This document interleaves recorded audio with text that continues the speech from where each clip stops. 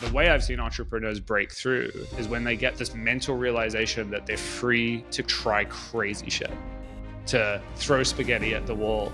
On today's podcast, I'm joined by Peter Shallard.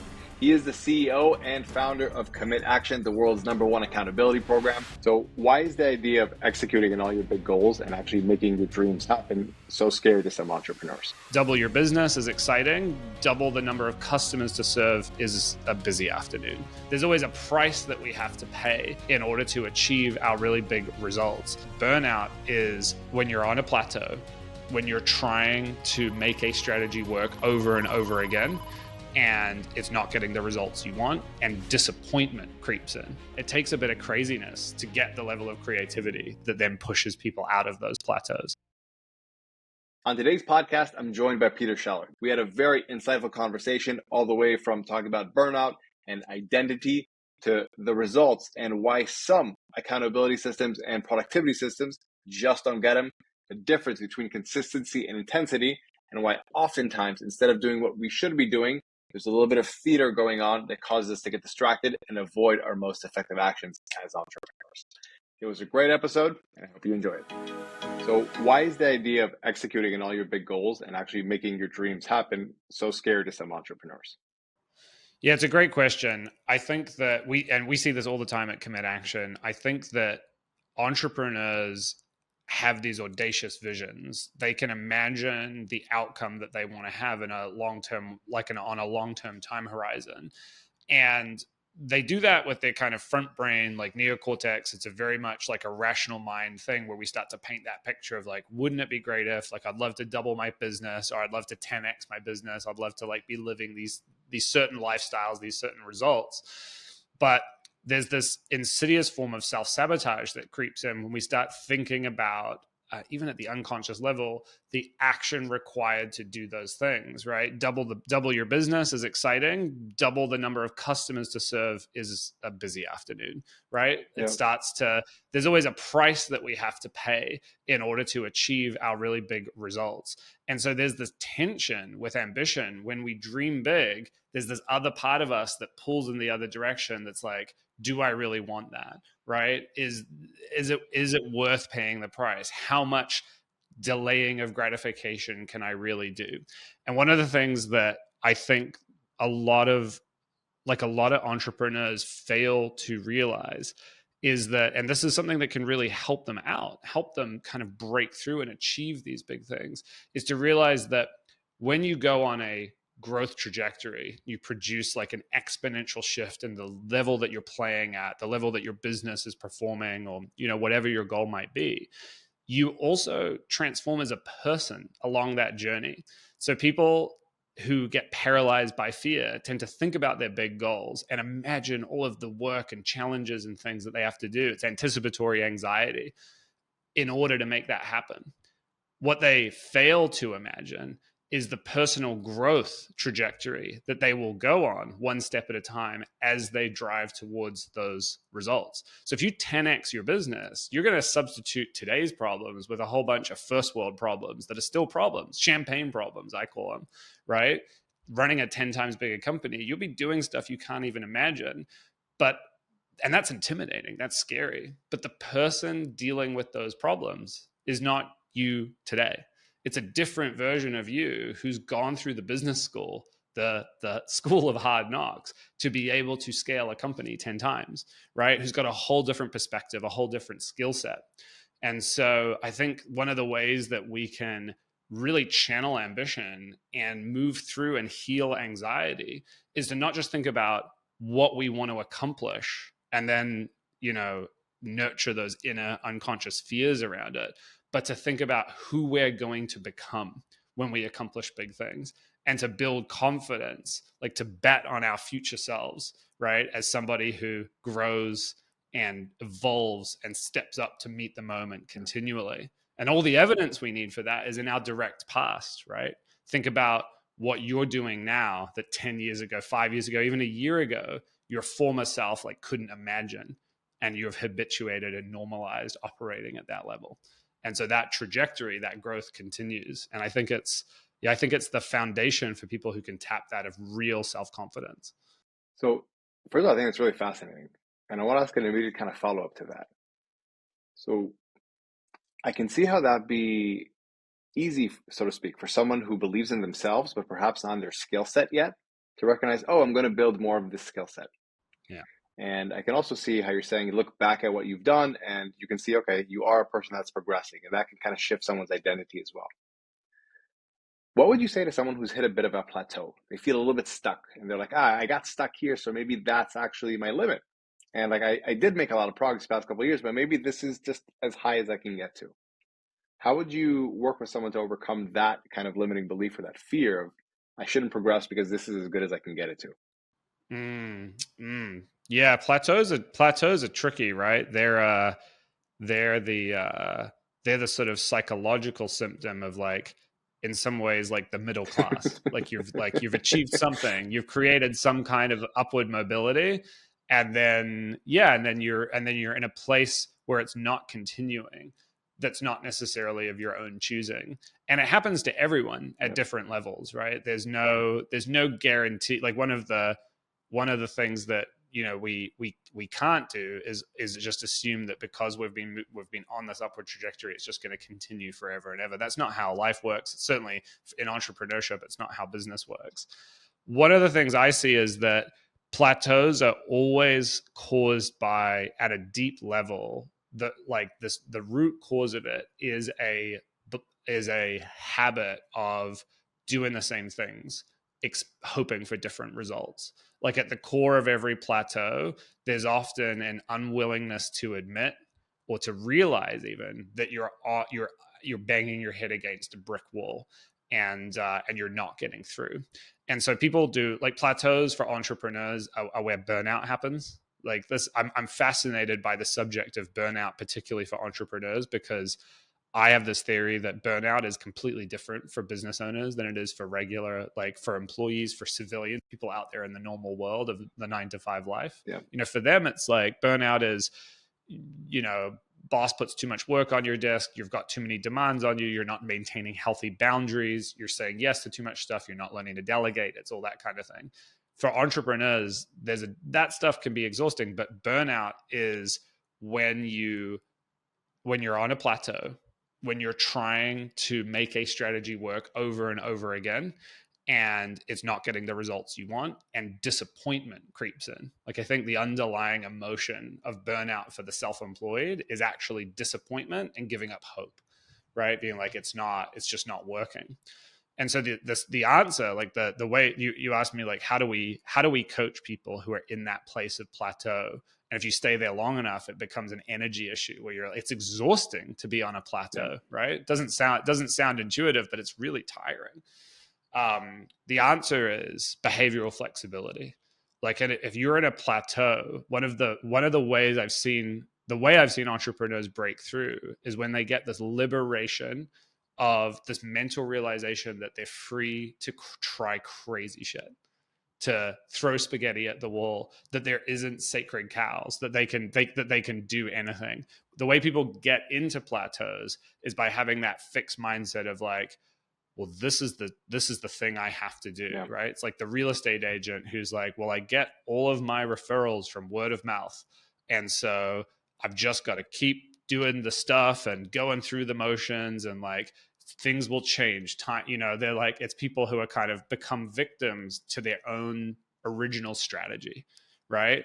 And it's like, I'm so stuck. Last year was like flat to this year, maybe a little decrease. I'm not feeling great. More sticking to it, more like hoping the phone rings. And so where people break through is where they get to that crazy creative place of being like, it's the definition of insanity to keep doing the same thing over and over and hoping it changes. So I'm just going to do anything different. Like, that's the place that entrepreneurs, like, well, that's the place of creative energy where a leap happens, where plateaus get busted, when people start realizing, I could do anything. There's no rules. I could go experiment with some insane growth strategy. It's the real estate agent who, like, goes, you know what? I'm going to start, like, a TikTok channel, and it's going to be about something really wacky and funny, and then, like, that gets them going and makes things, like, it's that permission to explore and experiment. Because fundamentally, like an economic principle, a plateau in business is caused by sort of a like an exhaustion of supply demand dynamics. Like you've kind of in the local area, you're kind of done. You've got like you've tapped out your channel. And so the thing that drives growth, it's like in the ecosystem, if your business is an animal, you've kind of tapped out, you filled the available niche. You're consuming all the reason, like you've got it, you're in an equilibrium. The thing that breaks through is a shift in behavior that takes you to new places, right? Connects you with new people, new audiences. And a lot of the time, those shifts at the beginning look like insanity. And so it takes a bit of craziness to get the level of creativity that then pushes people out of those plateaus. So I have a question, but I want to ask, why do you, I noticed there's a certain, it's called playfulness in your voice, that you're purposely kind of like, it's insanity. You're trying to make it fun, add a bit of levity. Like, I have an assumption of why you're doing that, but I would love for you to explain to the audience, like, why that is important in these kind of situations to introduce that little bit of levity.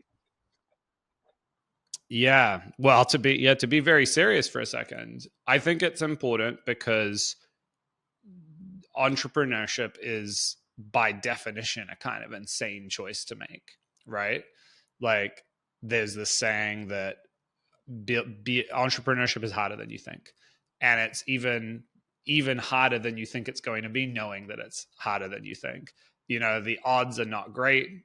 I personally believe it's the greatest commitment to personal growth a human can ever, make to themselves. There's nothing like betting on yourself and starting something to kind of shine a bright light onto all of the nooks and crannies of your, mind, your biases, your blind spots, find all of your weaknesses and force you to confront them. So the human growth potential is very real when you do that. But it's really difficult. It's really hard. And it can kind of break people. And so if you're going to do something that's objectively pretty insane, you've got to approach it like a clown. Like it's like you either laugh or you cry, right? Like you've got to have a playfulness. And that's certainly something I've also noticed in a lot of the entrepreneurs I've been lucky enough to work with over my career is the shrink for entrepreneurs. I've coached founders who have built, several billion-dollar companies, achieved a couple of IPOs. The people I notice who have the most incredible ability to just think big and drive huge results and really rapidly, they approach life with a certain degree of playfulness, a certain joy. They're not afraid to kind of dance with the absurd. And so I think it's an attitude, certainly I try to cultivate, that entrepreneurs should try to cultivate. If you're not having fun, it's just a struggle. So, yeah, I want to agree and I want to add on to that. So I think this is something that's going to surprise a lot of people, but in the special ops, there's a thing called I think it's in English as well, a psychometric exam, where you basically rate all your peers and all your teammates and how good they are as so their level of combativeness, resilience, physical fitness, like teamwork, whatever it may be. And there's also sometimes they ask questions there, like, is he just a mood lifter? Is he just the funny guy on the team? Because they recognize that the environment is so harsh and there's so much pressure that having somebody there that can relieve some of that pressure all of a sudden makes everything feel much more doable. It's not as heavy. Yes. And that's kind of what I'm hearing for you doing at an individual level. Is that correct? Absolutely. And I think it's so powerful in the context of teams as well. Like at a startup, at my company, Commit Action, we've got a big team of people. And this is really cringe to say, and I know it sometimes doesn't always hit. I sound like Michael Scott from The Office, but sometimes I do see it as my job to be the funny guy, to crack people up, to bring some levity to the all hands meeting, or we have a Slack channel we call the break room, where people post like funny stuff. And one of the greatest compliments I ever got was from a member of my team who's hilarious, who posts all these jokes to her Instagram and to our team and stuff. And she said that when she got the job at my company, she had for the first time ever funny envy.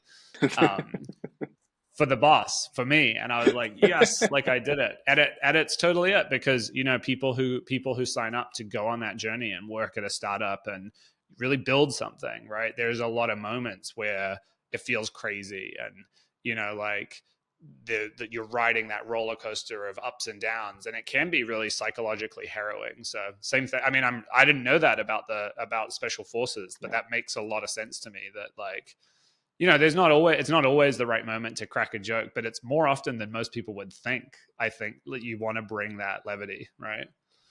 I think it's just a mechanism to, when you have an environment, whether it's a startup, whether it's special forces, it's entrepreneurship, where you have people that intrinsically like to drive really, really hard.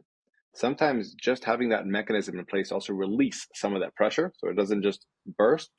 It's just a great strategic tool, and just having the foresight to be aware of that, I think, something more people can do. Yes.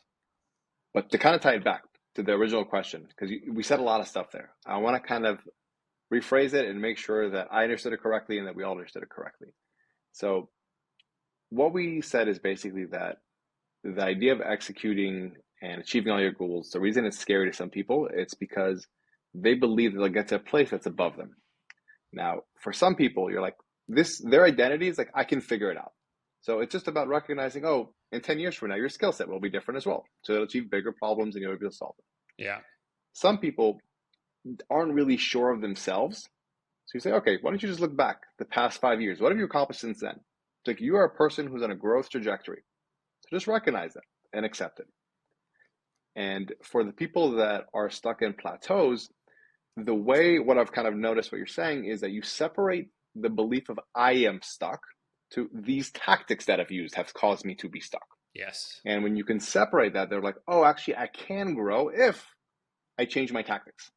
And if I introduce a little bit of craziness here, I just have a little bit of fun with it, stop getting in my head about it, and just try new things. It's not me that's incapable of growth. It's just that what I've been doing so far is just a strategy that only gets you to here. Yes. And that's why we're here. Is that accurate? Yeah, that's exactly it. And I think the levity, the kind of craziness is important for busting through those plateaus, because often the answers are very counterintuitive. Busting through plateaus, when you build something and you hit that level, that is a real first world problem, because you've really got something. You're not nowhere, right? It's not the challenge of how do I begin? What do I, like there's tons of books about how to do that. There's very few, it starts to get very, very small demographically of like, depending on what level that plateau is, there's not too many guides for like, well, here's what you do when you're in this particular place. And so it requires more creativity. No one's coming to save you. You've got to open your mind to the possibilities. And I think that like what gets people on plateaus is the narrowing of attention, right? The laser focus. But and they happen to everybody, because when you have something that works as an entrepreneur, right? Back to that real estate example, you're in this place where you're like cold calling or door knocking, and it's working. You're signing clients. You're getting deals, right? You're like growing. You should only do that thing. You should put the blinders on and just charge after it and make hay while the sun shines. But that exact behavior, that focus of like, I'm going to double down on something that's working, that is creating tomorrow's plateau. Because eventually you'll get to the point where you reach that equilibrium where there's not enough hours in the day for you to do more of that thing, and then service those clients, or sell those products, or do whatever that thing is. So like success itself creates plateaus. And what pops you up to that next level is getting really creative about like, what am I like, how do I do something that no one else is doing right now? You've got to think really outside of the box. This is why, the research on personality shows that one of the most important personality traits for entrepreneurship is trait openness to experience. One of the big 5 personality traits. It's the ability to be interested in novelty, interested in ideas, to synthesize and take inspiration from a wide array of kind of sources. Because the way to bust through plateaus in business is jazz. It's like, what if I took this thing from that industry and combined it with what's working over here and did something no one's ever done before? That's how you get, that's how you get to the next level. So to have that mindset, there's got to be playfulness. Have you ever seen like fantastic jazz played by really great musicians? They're having a great time, right? They're soloing, they call out to each other. There's like all these nods of appreciation. They laugh when people do certain things with certain scales and jams or whatever. I have no idea what I'm talking about. I don't know the verbiage for jazz, but there's an attitude of that. So that's why I think as entrepreneurs shouldn't take ourselves too seriously, because we need the creativity to achieve our goals. Yeah. So question around that. Where do you think is the balance? Like how, because like you said, when things are working well, let's call it strategically they're working, it's time to be serious and actually focus in on double down. Yeah. is there a kind of preemptive tipping point that you can recognize where we don't want to find someone who's already burnt out, they're completely, they're plateaued for a year now, they just are not interested in their business. And we've all seen this at conferences where there's a person who's like, maybe I'll just sell it, or I don't really care anymore. It just does what it does. What do you think are the bit of the warning signs? Not that he's already burned out, but a warning sign that, you're starting to get there. And I'm saying, if you know anything that's something that's called more emotional, that's something they can notice, not just on the data sheet that, okay, we've hit a bottleneck in the business's growth. Yeah. That is a fantastic question. It's very difficult because I think that the way most entrepreneurs, if I'm honest, do this is by overdoing it and pivoting after they kind of feel it, right? Like after they feel the sort of change. I mean, so at my company, Commit Action, we have this, we do accountability coaching for thousands of entrepreneurs. And the core of our philosophy is to create clarity for every single one of our clients so that they know what the highest leverage use of their time is on any given day in any given week. Because that is strategic clarity. You've got to know as an entrepreneur, what's the biggest lever I've got? What's the best use of my time? As entrepreneurs, you are the central economic engine of the business of what you're building.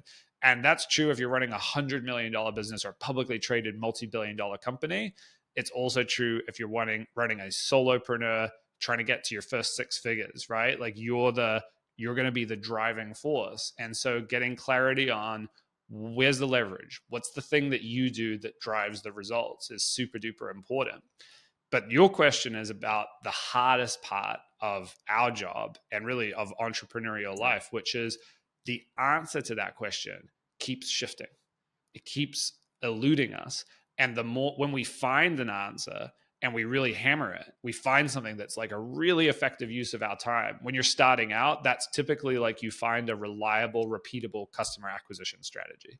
So we have these levels that we identify at Commit Action. The first one is that you're kind of searching, right? Entrepreneurship is a search. You go wide. And what you're looking for is a reliable, repeatable way to turn strangers into customers. Then you find it. So at the beginning, the definition of the best use of your time is exploration. It's searching. It's that trait openness, being open to possibilities. What's working for other people? Researching, learning, throwing spaghetti at the wall, trying stuff out. Then something sticks, and you're like, "Oh, that worked. I got a customer.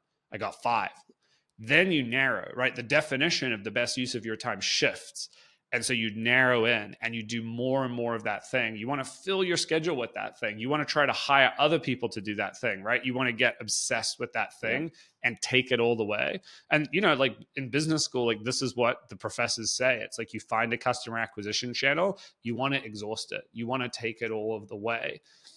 I think the thing that you're looking for is the instinct that you can see the end, right? That you can see like where the law of diminishing returns kicks in, which is always like, doesn't matter how successful a company is, there's always a place where the law of diminishing returns kicks in, right? Like, doesn't matter if you're Apple, you could be a multi-trillion-dollar company.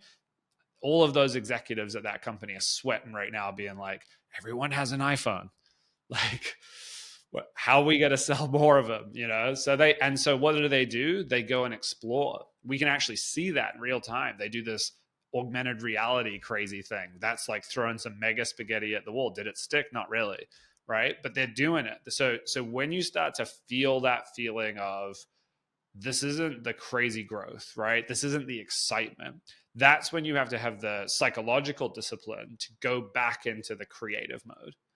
And so where entrepreneurs fail is when they don't heed the signs, they wear themselves out, and they don't have the energy to do the creative expansion, the exploring for what's new, right? Yeah. That's where I've seen entrepreneurs fail, where they burn out and they're like, I can't do it.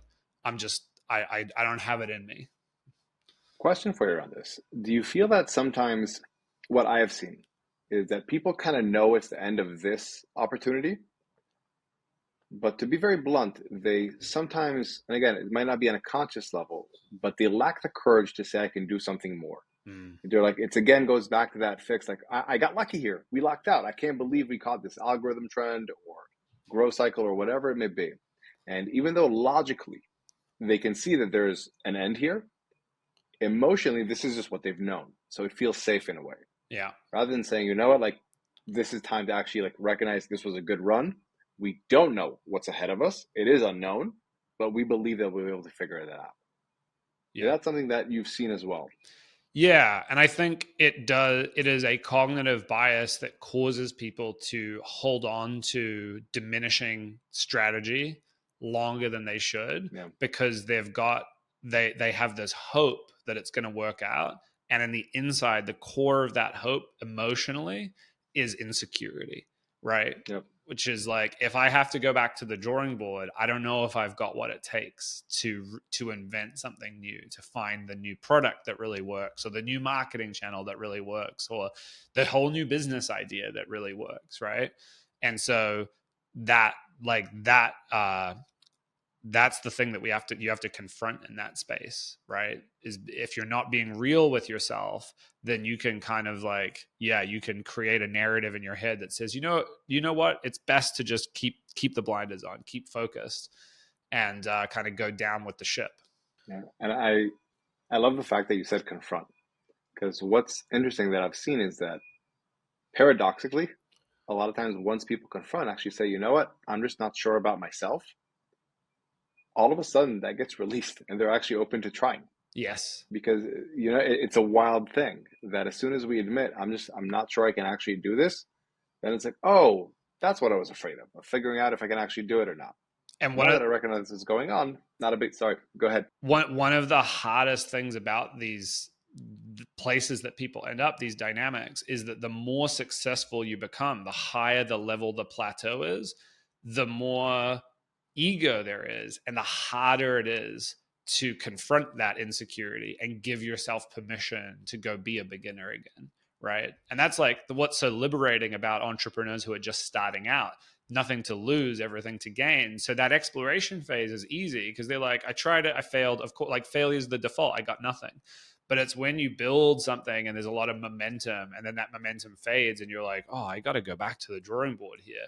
That's a place that you might have a story that you equate with being a beginner, with not being a success. And so if you're working through that, like if you're confronting that as well, this shift in your narrative, what it means to not be successful. And so I think the big meta like advice I have is that entrepreneurs always need to have a skunk works. We all need to have the Google philosophy of investing 20% of our time in pushing the envelope, in increasing our surface area for luck, in trying new crazy ideas, even when we've got something that's really working, right? That's something that we don't, if you start to really build an identity around like, I just have this one thing in business and I'm making millions, I'm going with it, we just do this one thing and we're really focused, like hopefully you can live a long life and retire at 65 and buy yourself the gold watch and it all works out. But I think it's better to cultivate like a practice of that beginner's mind. And it's like, hey, yeah, we do our core stuff, but it's core and explore.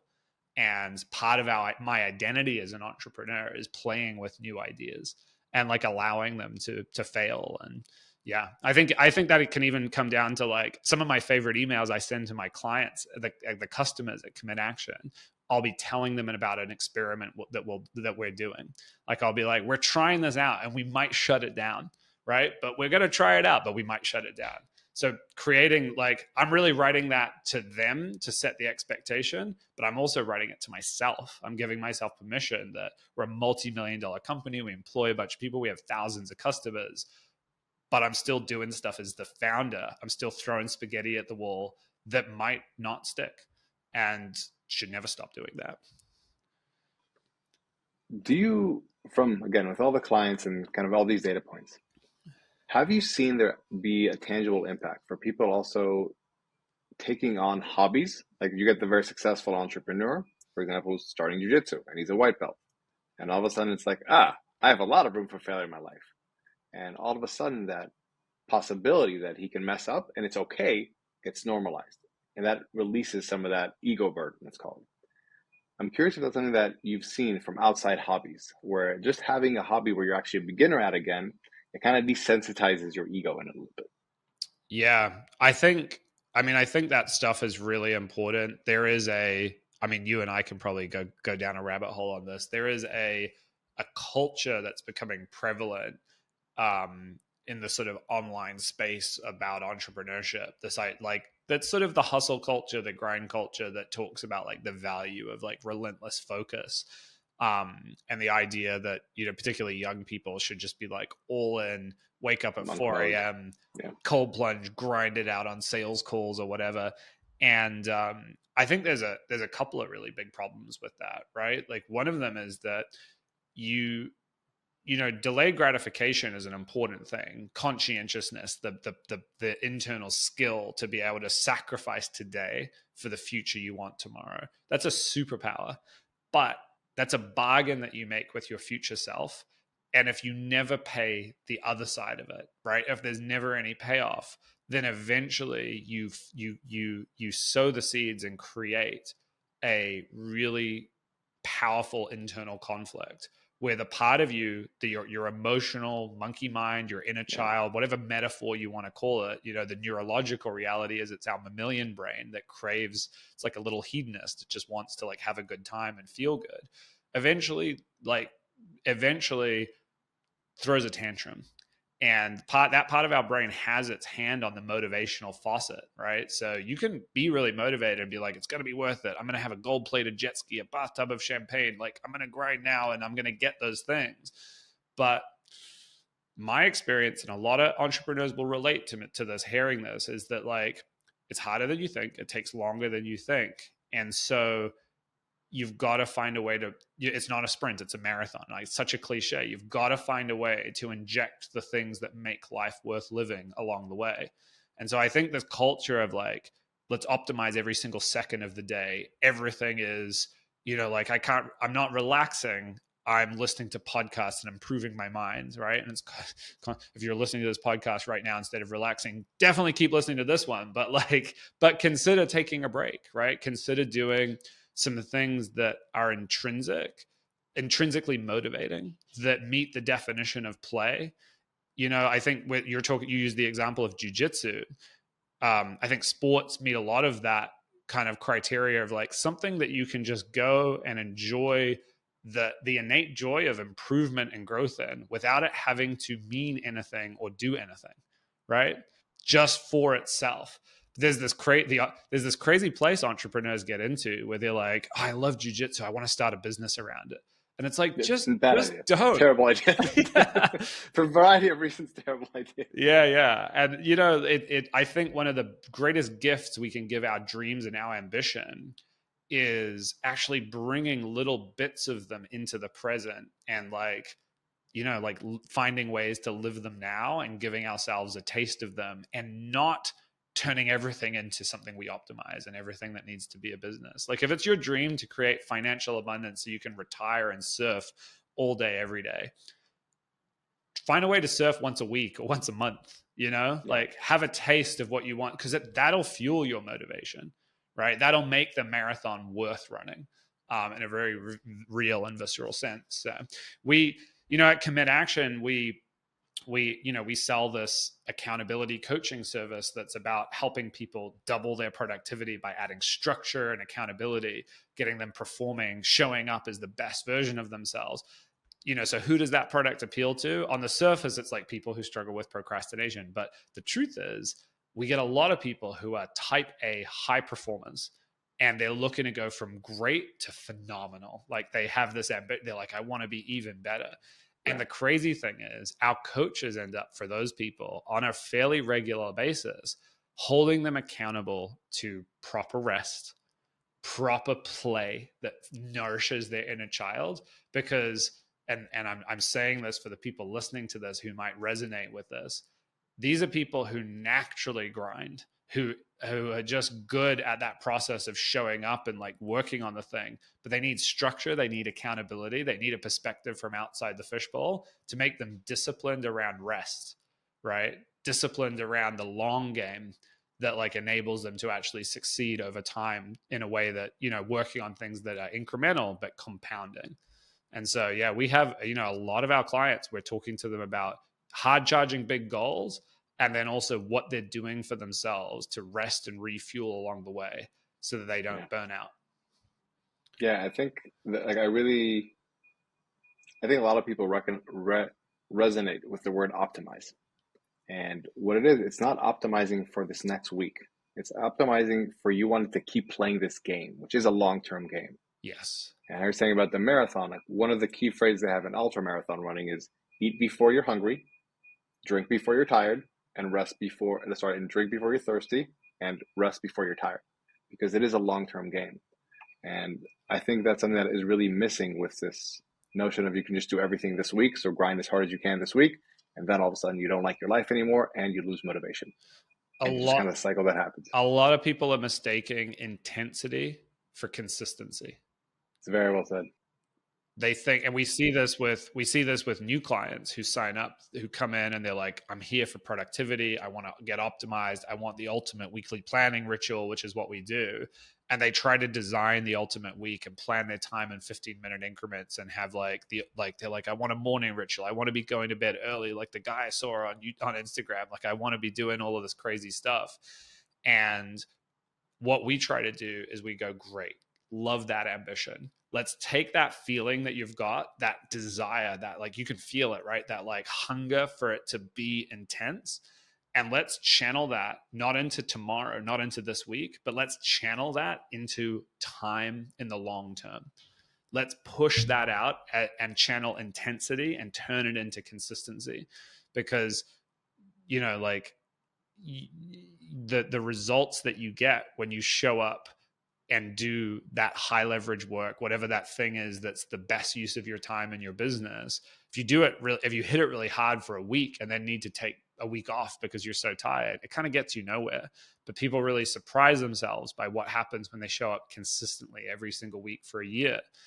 I've told this story before, but I have this statement that lives in my head rent free from when I phoned up one of my coaching clients many years ago. And this is a guy who built a multi-billion-dollar company.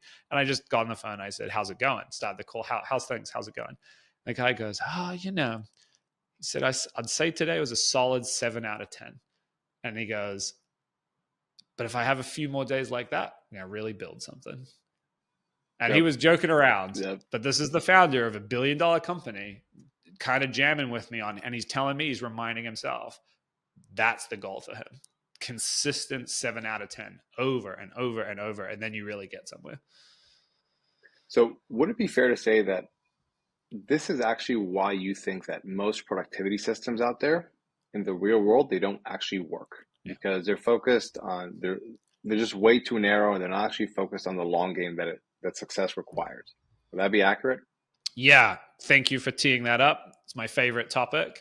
But it sounds like that's basically, you're saying, the crux of it. That's because they're not actually rooted in the real world, where consistency is more important than just intensity. Most productivity systems are productivity theater. What I mean by that is that they mistake organization for execution, right? They're about creating a avoidant behavior ritual that people can feel good about. And the more complex, the better, right? When you start to realize that's the game you're playing, when you see the beautiful software with the color-coded categories, and you're rating things by how you feel, and it's using AI to analyze and put things in, you're like, wow, like this is a great substitute for knowing what to work on to achieve my goals, right? It's an active theater. It's not real. It's a song and a dance that we do, and it's deeply, deeply seductive. And these systems, they'll never stop being sold. There's a new one every couple of months, and they're endlessly fascinating to people because they solve a real problem people have, which is uncertainty around what the best use of their time is. And this gives them something to go and do, so they temporarily don't have to feel that feeling.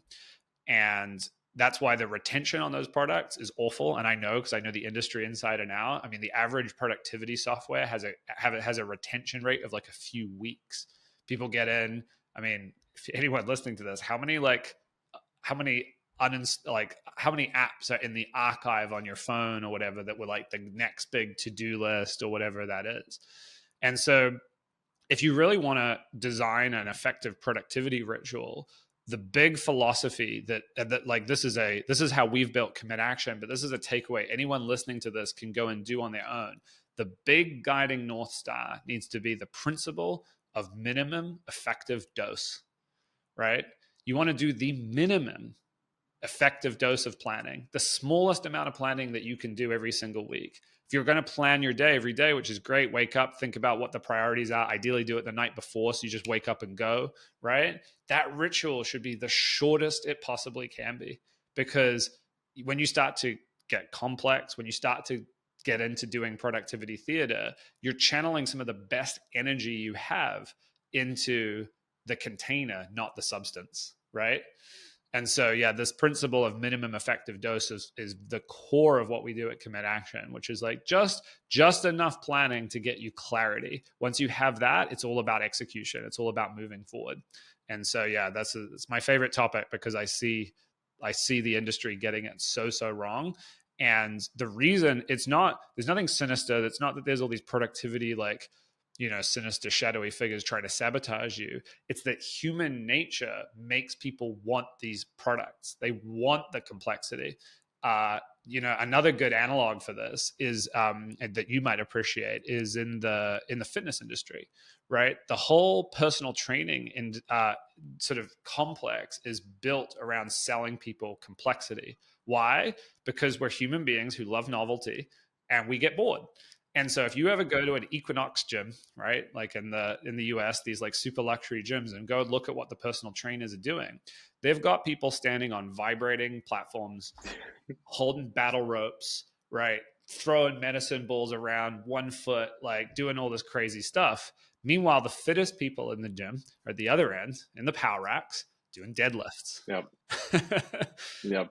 And they and doing what the college coach tells you to get stronger, even if it's not interesting. You just do that. Yeah, exactly. And so like, but the money in the industry is in the training end of the gym with the battle ropes and all the crazy stuff. The money is in the complexity, but the results are in simplicity. Yeah, and I think like the main thing that stops that, everyone logically understands that, is that we sometimes fail to recognize that oftentimes we're just trying to solve a feeling. We want to do something. And I think that's the real crux of it sometimes, to recognize all these things. Like I said, the theater is an emotional thing. It literally just is. Nobody goes there for logical reasons, for strategic reasons. They go there to get entertained. And a lot of these systems, they're actually a means of entertainment. Now, what's dangerous is that we somehow justify this entertainment. We say, no, it's actually good. This is good for us. Instead of just saying, you know what, for entertainment, if I want to go watch Netflix, if I want to go watch sports, that's entertainment. This is not work. And we need to classify that as well. And I think that's challenging for people. Yes. Just accept it, like this is entertainment as well. You can pretend it's not, but it is. This is some dangerous thinking, Itamar. We're going down a real big rabbit hole here because the thing that you're tapping into is something I deeply believe in. I certainly have been through phases of reading an incredible amount of business books and like doing all that stuff.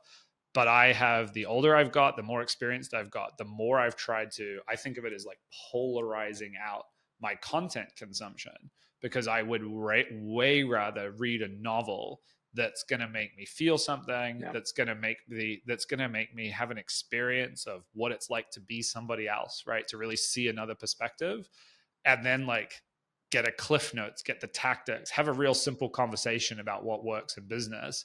But I recognize that certainly like that place in the middle, when you're getting to like airport bookstore bestseller business books, I have a good friend who's an author who once told me, he said, if you want to know the formula for writing a bestseller, you got to come up with a title that people know in their bones is true. And that's the thing, right? So it's like the book that you see it and you're like, hell yeah. And when you're reading that, you've got the story, I'm being so productive, I'm growing and whatnot right now. But yeah, part of it is entertainment. And so, yeah, recognizing that, I mean, this can change your life if you figure this out about yourself. So I wanted to ask a follow-up to that. Do you think that's why? Because one question I wanted to ask in a very like let's say in a less refined manner, why do people need accountability coaches if they're already driven, aware, and so on? But what we're kind of getting to here is that the reason that it's possible, and this is what I'm curious to hear your perspective on, the reason an accountability coach is so helpful for someone who is driven, who is ambitious, who is willing to make sacrifices, is intelligent, is because they're still an emotional being. And without recognizing it, they're going to put their emotions into planning and just being, like getting excited, it's all these kind of things. When you have an external bystander, or an observer, let's call it, who's just like, no, calm down. What are just the 3 most effective things you need to accomplish for this week? Yeah. Like, I don't care if it's unexciting.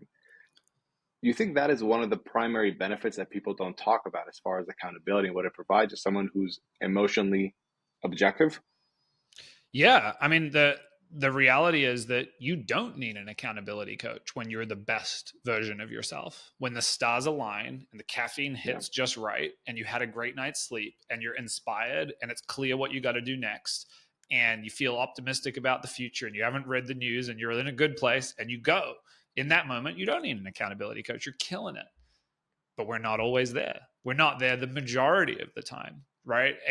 Like what we do, accountability coaching is about meeting people at their different messy human levels where they don't feel like the best version of themselves, but consistency is required anyway, right? They have to show up. It's the true definition of resilience, right? It's not about like doing things when they feel great. It's about doing them and having confidence that you'll show up and execute even when you don't feel like it. And so accountability coaching is for people in those moments when you're not the best version of yourself. And it works because as human beings, we are social primates. We're hardwired to perform at our best when we're connected and supported by others. And if you want to test this theory yourself, you can do so by next time you're feeling down and feeling unclear and not knowing what to do, call a friend. It doesn't have to be an expert mentor. Just can be a conversation with someone where you talk about like, hey, this is what I'm struggling with. They'll give you some thoughts, some advice. Might not be something they said. It might be a question they ask you that made you think about something else. And then you go, I got it.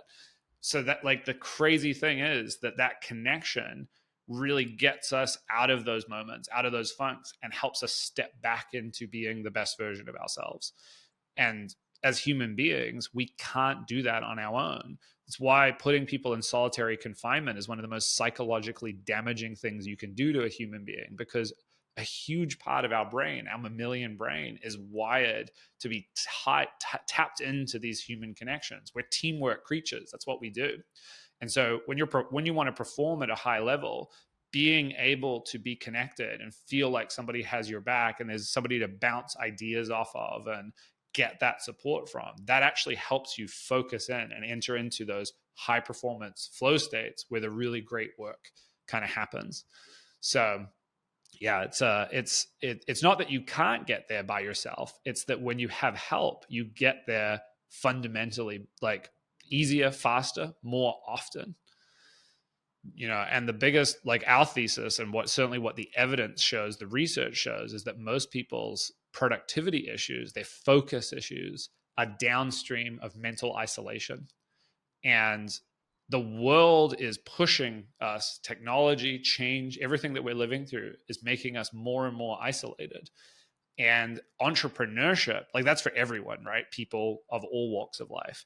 When you make the decision to become an entrepreneur, you're then in an already isolated environment, choosing the path less traveled, right?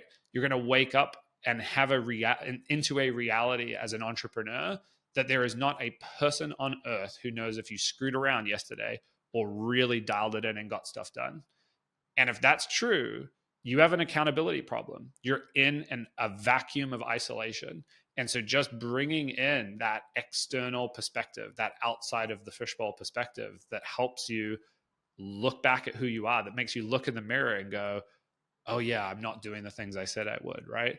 That changes the game. So yeah. Well said. So last question. What is the action result gap? Can you break that down? I thought it was such an interesting concept that you brought up that I wanted to end it on that note. The action result gap it's the hard thing about it's the hard thing about doing hard things. It's the hard thing about achieving big goals.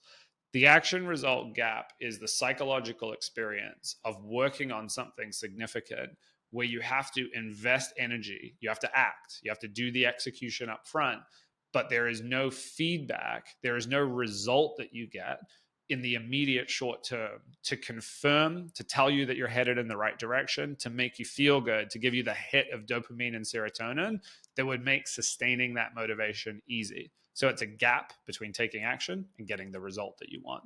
So perfect example for this that everyone can relate to is physical fitness, weight loss, right? Let's say you want to lose 10 pounds, 20 pounds.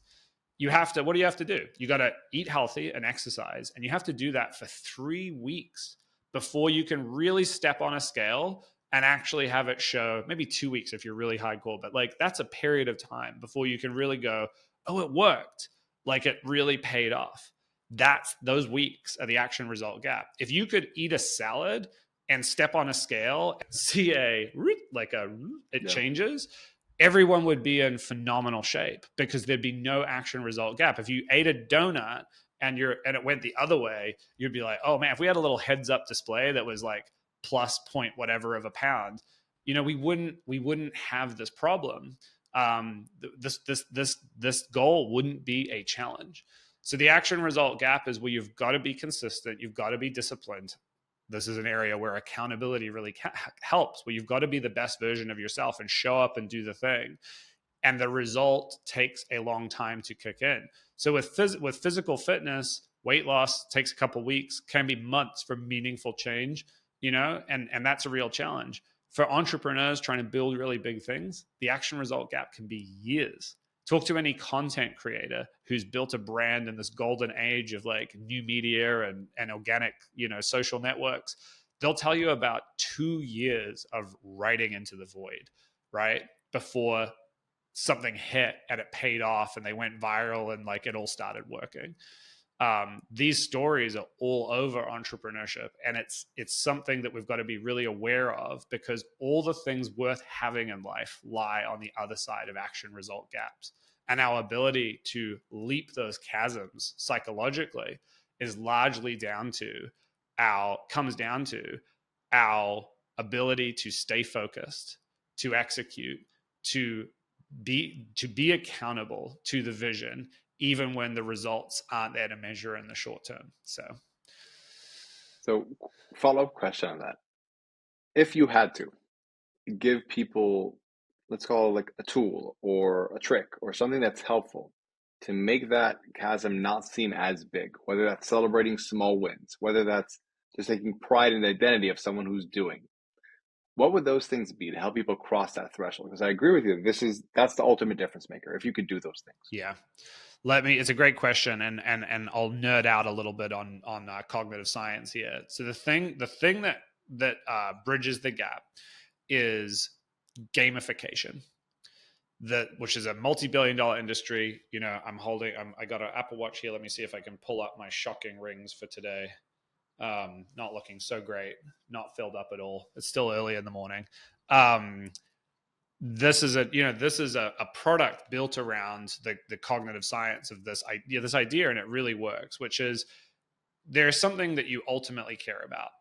Behavioral scientists call that your distal goal. So in the weight loss example, it's the like, be in the greatest shape of my life, or lose 20 pounds, or whatever your goal is. It's the thing that you ultimately are aiming at. That's the distal goal. Now, there's something else called your proximal goal. And these are proxies for what it is that you really want. The Apple Watch closing your rings is the ultimate proxy goal. So no one buys an Apple Watch because they're like, since I was a little boy, I've dreamed of closing rings, right? We want to be in the best shape of our life. We want to be athletes, whatever it is we want, our distal goals. But the proxy goal we know gets us there. We have a good thesis. We have a good idea that it's going to get us what we want. So one of the things that really helps when the action result gap looks like daily, consistent, boring execution, doing those proximal goals with the knowledge that if we do enough of this and consistently enough, we're going to get to where we want to go. In the entrepreneurial world, it's the salesperson making the outbound dials, right? Adding people to the CRM. What they want is to buy a Ferrari. What they need to do in the meantime is follow up, right? Every single day. It's the content creator who's like 500 words of new content every single day. There's a famous story that's Jerry Seinfeld tells about how the early days of his career, he used to write a joke a day, not because it was his goal to write a joke a day. It was his goal to be a hit stand-up comedian. But he would check the box on his calendar and make a practice, make a habit out of this.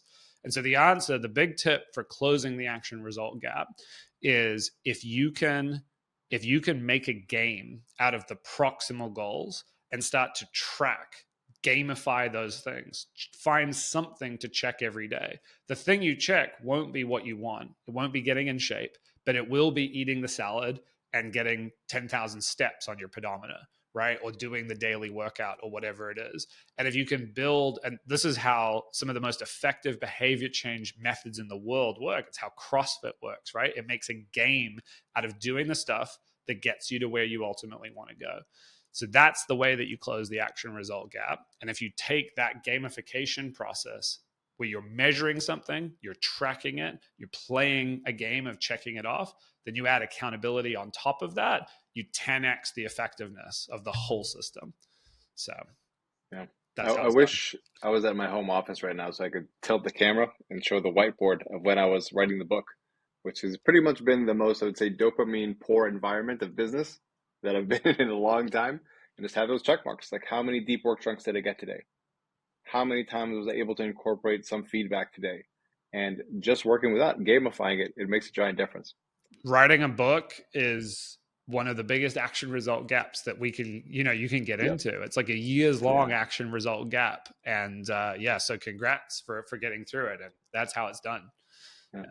So, Peter, I want to say a big thank you for coming on the pod, man. This was a really insightful conversation, both about burnout, achievement, and the importance of accountability, and also recognizing that it's not a defeat to admit that you need accountability. It's just a decision like, do I want to go by myself, or do I want to like have the humility to have the strength to help others take me really, really far, really fast? Mm. So I want to say thank you for coming on. And can you please let everybody know where they can find you, how they can reach out, how they can learn more about Commit Action? Yeah. Well, thank you so much for having me. This has been super fun. There's you can come check us out at commitaction.com. So what we do, we have accountability. We have a number of different ways to play. You can work one-on-one with our accountability coach. We've got some accountability groups, and we've got a course that teaches our whole methodology if you want the kind of do it at your own pace approach where you can like figure out how to build this yourself. And if you want to connect with me, best place to find me is on LinkedIn. I post little tips there every single day. So I'm just Peter Shallard on LinkedIn. You can look me up. Send me your questions. Say hi. I'd love to hear from anybody who's listened to this and connect. Thanks for having me, man. This has been great. Thank you, man. And we're going to have all these links in the show notes below, guys. Till next time, thank you very much.